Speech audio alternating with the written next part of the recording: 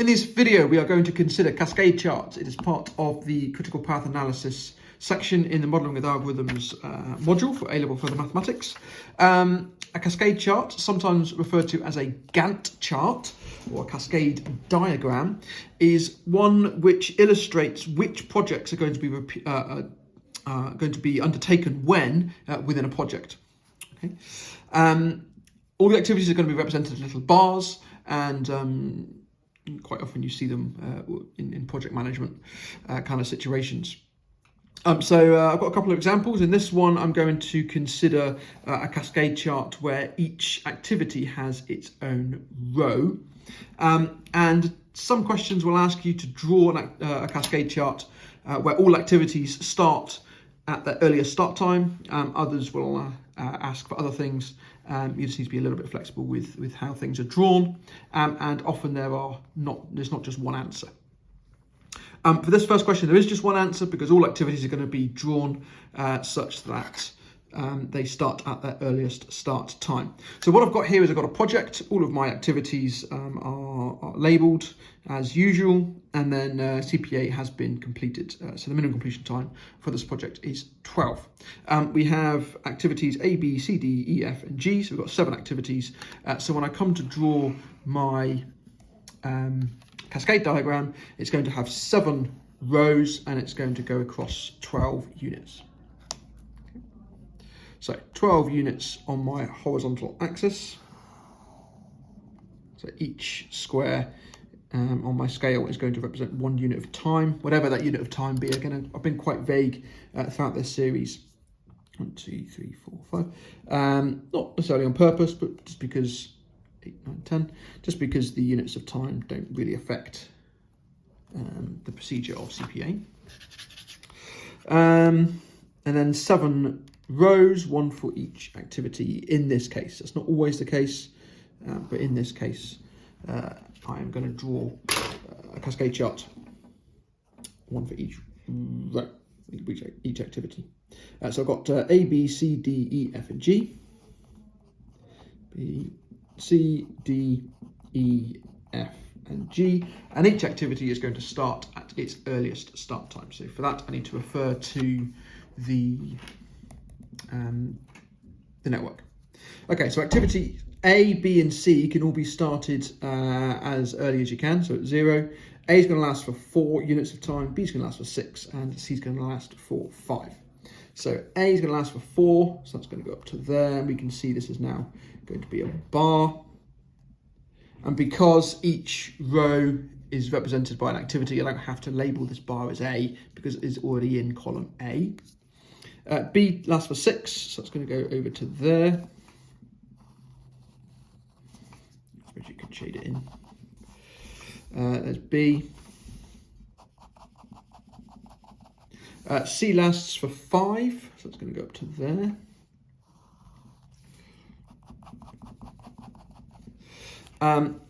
D is down here. The earliest that can start is 6, so therefore that must start at 6 because I'm starting them all at the earlier start time. It lasts for 12, so it's going to take us to the end of the project, which is over there.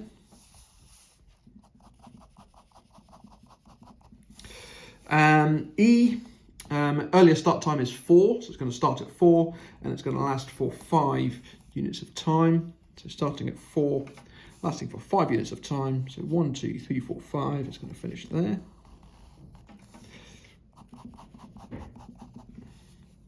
EF starts at 6, lasts for 5. That's going to go up to 11. Okay. And then finally, activity G, the earliest that can start is 4, and it lasts for 3.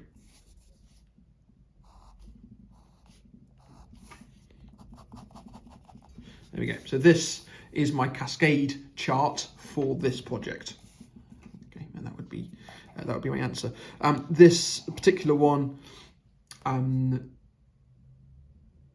is one where each row is its own activity. Okay. All right. Example number 2. Okay, so we've got another another project here, this time with more activities, okay, up to M, so 13 activities. Again, this is one I've used in previous videos. CPA has been done.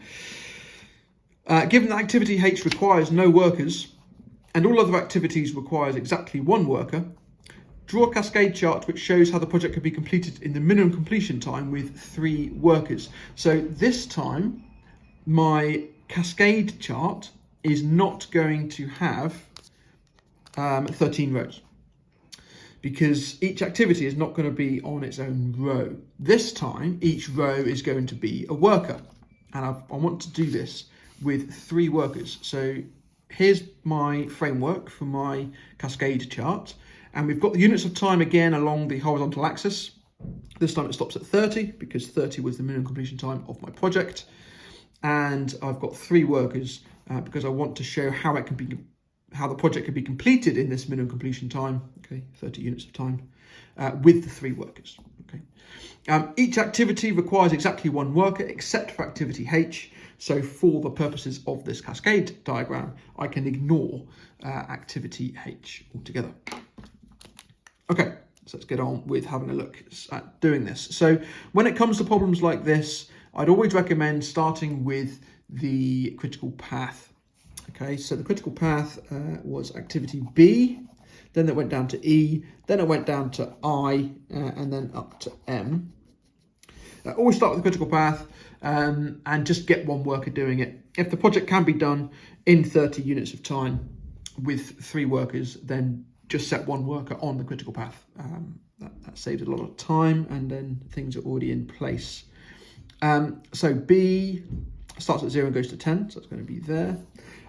This time, unlike my previous one, I do have to label my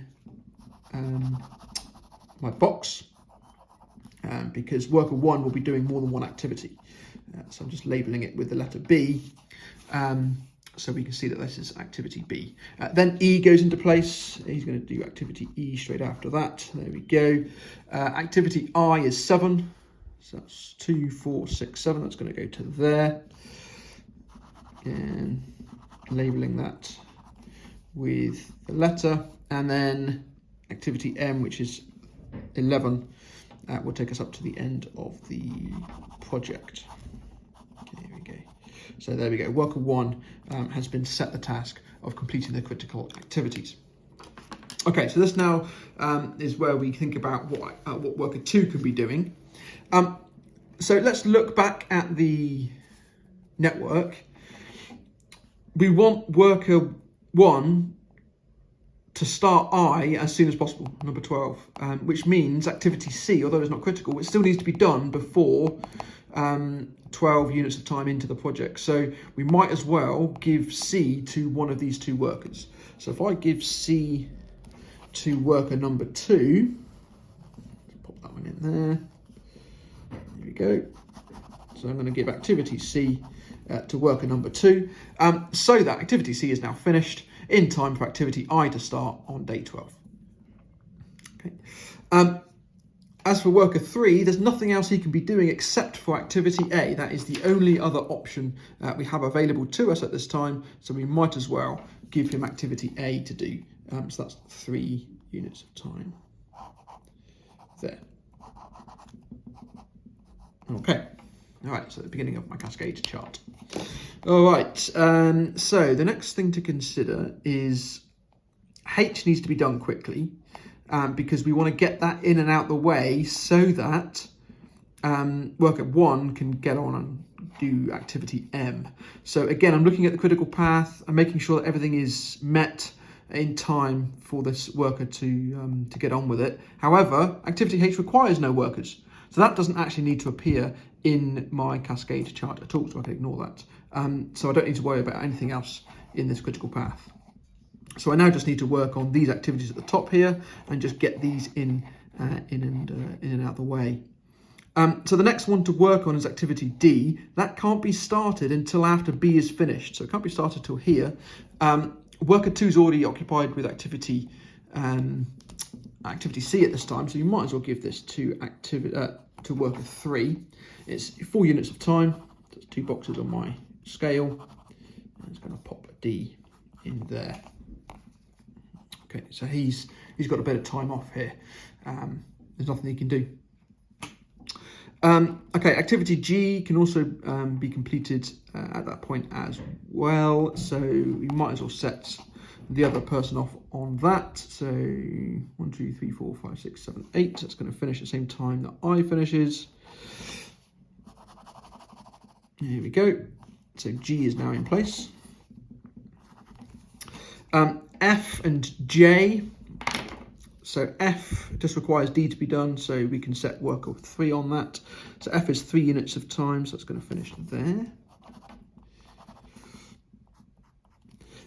J take 3 units of time as well, so that's going to finish there. And I'm prioritising J over K because L needs J done, so nothing relies on K, so that can just be done last. Okay, now let's have a look here. Yeah, so we've got the issue now that, see, I've prioritised J because K nothing relies on K. However, me putting J there has now meant that neither of these two can do activity K because there's not enough time. So I've made a mistake. That's okay. What we're going to do is just going to go back and we're going to replace this J with a K. And then worker 2 can do activities J and L. So activity K, that's going to start there and it lasts for 12. So it's 2, 4, 6, 8, 10, 12. That will finish in time now. It finishes on number 29. Here we go.